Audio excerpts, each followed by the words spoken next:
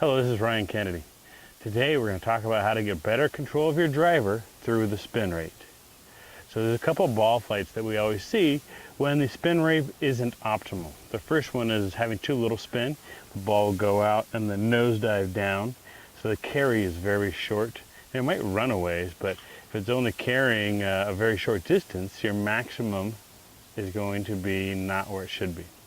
The second one, you can see the ball take off really, really high, and then it floats and then falls down almost vertically. Obviously in this one you're also missing a lot of yardage. The most popular that you'll see is the airplane. Takes off low, climbs into the sky. It looks gorgeous, but as it climbs up, it also falls down with a very steep vertical descent, and you get no roll out of it. So the shot that we're looking for is one that takes off high and then has a flat peak. And after that, it heads downward at a pretty shallow angle of descent. That way it flies a long ways, and when it hits the ground running. So the first thing we're going to do is test a couple of lofts and get ourselves the right loft on our head, and then we'll start tweaking with some shafts. So let's hit a couple and see what the old flight scope tells us about our data. So we just tested 3 different lofts. We tested a 9.5, an 8.5, and a 7.5. And one took off at 18-degree launch with 3,400 spin, big high floater. The next one was 6-degree launch, 1,300 spin, nosedive. And the third one was a 9-degree launch with 2,800 spin, and that's much better. So we're looking at that 8.5. So let's tweak it a little bit and see what we can do with the shaft and also the adjustability, and we're going to maximize some distance.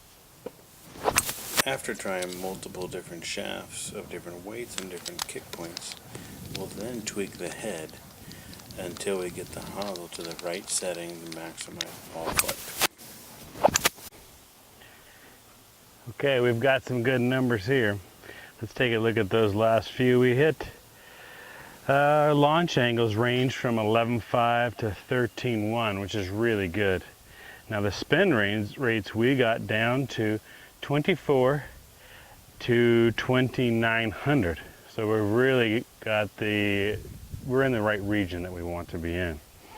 Now the best one is right here. This one flew 280 and ran all the way out to 308. Now that's an 11.5 launch with 2,600 RPMs.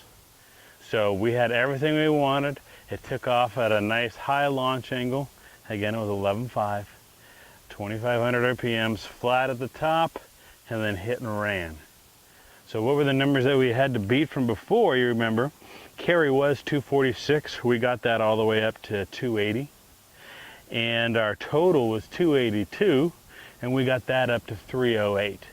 So big gains just by controlling launch and spin rate.